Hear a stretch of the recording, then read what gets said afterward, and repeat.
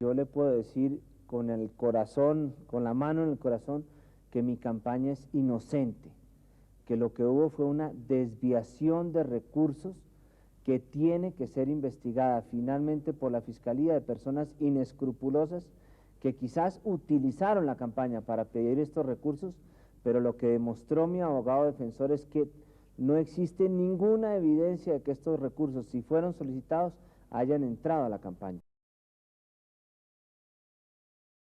Fue un proceso político y judicial que se llevó a cabo por la Fiscalía General de la Nación y la Corte Suprema de Justicia en contra de la campaña presidencial de Ernesto Samper en 1994, que era señalada por el ente acusador de violar las leyes electorales por la entrada de dineros provenientes del narcotráfico y de sobrepasar los topes monetarios establecidos para realizar las campañas políticas. Además de que en este proceso también se vieron implicados otros mandatarios políticos por tener también lazos con el cartel de Cali. Durante la contienda electoral para la presidencia en 1994 y 1998, se enfrentaron en segunda vuelta los candidatos Andrés Pastrana Arango por el Partido Conservador y Ernesto Samper Pizano por el Partido Liberal. Luego del resultado de las elecciones, Pastrana acusó al recién electo presidente Samper Pizano de haber recibido al menos 3.7 millones de dólares del narcotráfico para financiar su campaña presidencial. Las pruebas vitales de la denuncia fueron unos cassettes entregados al entonces presidente César Gaviria y que terminaron en custodia del fiscal Gustavo de Grief. En ellos se escuchaba al periodista Alberto Giraldo hablar con Miguel y Gilberto Rodríguez Orejuela, jefes del cartel de Cali, quienes reconocían haber entregado dinero para la campaña presidencial de Samper. Está urgido de dinero. ¿Quién? Pues el hombre. ¿Eduardo? Sí. Sí, nosotros ya él nos mandó un emisario. Ah, bueno. Sí, sí. ¿Pero es el mismo que yo conozco? Sí, sí, sí. Pero es que hay cositas ahí medio jodidas. Ah. Porque pues quieren todo. Hay 5 puntos ahí, que son unos nombramientos que son fundamentales, ¿no? Sí.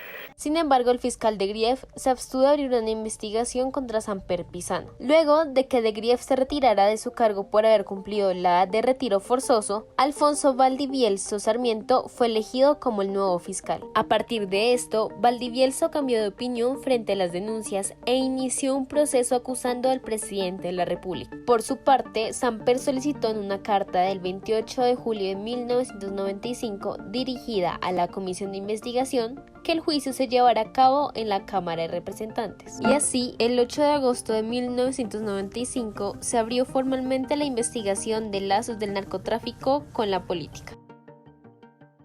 Del 21 de julio al 31 de agosto de 1995 llevaron a la cárcel al ex tesorero de la campaña de Samper, Santiago Medina, y al ministro de Defensa y ex jefe de campaña, Fernando Botero. Y en 1996 la Cámara de Representantes precluyó la investigación que había abierto contra el presidente Samper. No obstante, en el mismo año, Botero Sea declaró que el presidente Samper no solo tenía conocimiento de la entrada del dinero del cartel de Cali en su campaña, sino que había ideado y contribuido a su obtención y utilización. Con respecto a las relaciones con Estados Unidos, se volvieron conflictivas al punto de que ese país canceló la visa del presidente Samper y de varios altos funcionarios y congresistas. Además, en el ámbito internacional, Colombia perdió credibilidad y fue tácitamente censurado. Por otro lado, el proceso 8000 influyó en el pobre desempeño económico, lo que se manifestó en el aumento del desempleo, la disminución de las inversiones, la distorsión del gasto público y una creciente recesión.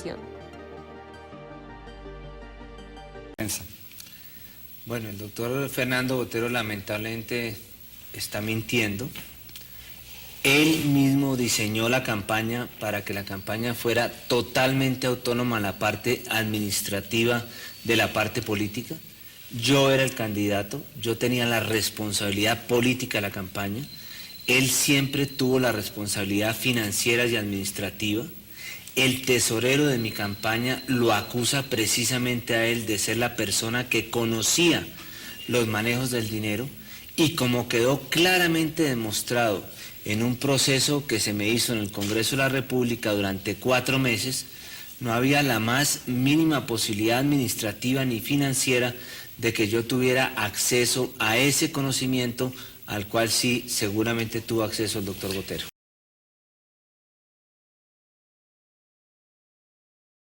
El cubrimiento de los medios de comunicación estuvo guiado por el suministro de informaciones por parte de 3 tipos de fuentes: órganos como la Fiscalía, la Policía y el Ejército, que filtraron a los medios documentos claves sobre la investigación judicial, involucrados y testigos, que buscaron dichos medios para relatar su versión de los hechos. Por ejemplo, El Tiempo y El Espectador fueron alimentados por las declaraciones públicas, comunicados, ruedas de prensa, discursos y cartas que venían de las siguientes fuentes: el gobierno y sus funcionarios, instituciones estatales, el Congreso, la Iglesia, los líderes políticos, las asociaciones de empresarios, entre otros. Es decir, por las fuentes que tradicionalmente los medios consultan como parte de una rutina informativa. Esto quiere decir que se le dio poco espacio a los grupos de la sociedad civil que se organizaron para manifestarse sobre el caso o para proponer soluciones. Durante este tiempo, el 83,1% de los artículos informativos correspondieron a noticias simples,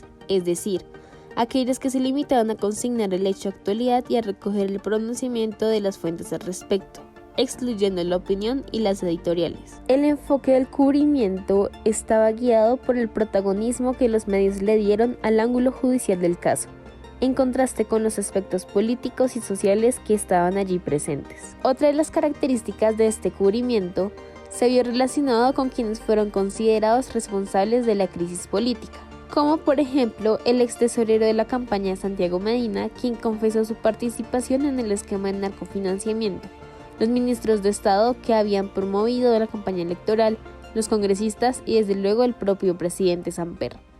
Como dato curioso de este proceso, la frase del Monseñor Rubiano, "es imposible que no haya visto un elefante en el antejardín", se convirtió en una especie de banderín publicitario en contra del presidente Samper. Posteriormente se cambió jardín por sala y fue tan exitoso el reclame publicitario que solo la imagen del elefante llegó a sintetizar para el público todo lo imaginable, cierto o falso, con la campaña presidencial de Samper. Yo creo que hay cosas que no se pueden ocultar. Es decir, si a uno se le mete un elefante en la casa, pues tienen que verlo. Esta frase de Monseñor Pedro Rubiano no solo se convirtió en un banderín publicitario, sino que también fue el pasto para la llama de muchos caricaturistas del país que le dedicaron su opinión a Samper. Cogió una fuerza, ese símbolo, que no había que explicar. Mayor cosa, uno ponía el elefante y ya se sabía que era Samper, líder del narcotráfico, todas esas vagabunderías. Él es Álvaro Montoya Gómez, más conocido como Alfín. Desde 1996, el elefante fue su inspiración para miles de caricaturas. Alfín recordó al gran caricaturista Osuna, quien fue el primero en usar el elefante como elemento de trabajo. Por último, el enfoque noticioso que le dieron los medios durante este proceso 8000 cerró la apertura a otras fuentes de información diferentes a las tradicionales y también a los espacios para la participación en el debate de diferentes sectores sociales. Sin embargo, entre los años 1995 y 1997 fue producido Quack, el noticiero, el cual fue un programa de contenido humorístico político, presentado y actuado por Jaime Garzón y secundado por Diego León Hoyos, en el cual se satirizaba a personajes reales de la vida nacional como Álvaro Uribe, Ernesto Samper, Noemí Sanín, Fernando Botero, Horacio Serpa, y además también satirizaba los hechos que en aquella época estremecían a Colombia, como el proceso 8000. Soaps, el doctor Clinton. Buenas noches, doctor Gordito, qué pena llamarlo por el interno, pero es que lo llama directamente el doctor Clinton. Sí, Mr. Clinton. Sí, ya lo comunico. Aló, Mr. Clinton, are you communication with Mr. Fatty? Yes. ¿Cómo dice? Doctor Gordito, ¿qué usted cómo ha hecho para conservar su puesto? Que él es inocente. Yes, innocent, yes. Que he said me too. No, que no fue en Me Too, que fue en Cali. ¡Ja! Que Arkansas, que si le Arkansas, doctor. No, yo le estoy traduciendo directamente lo que usted me dice, sí, señor. No, que al principio casi no le alcanzas, pero que para la segunda vuelta sí. Que usted tiene que buscar es un elefante. No, que allá los republicanos tienen elefantes, sí, pero que los demócratas tienen es un burro. Ya no, que aquí el burro, no, que aquí Aznar es el niño Andrés. Que si usted sí sabía o no sabía. No, que todo fue a sus espaldas, que sí sabía, pero que no vio. Que si novio, que si boyfriend. No, que fueron el doctor Botero y el doctor Medina.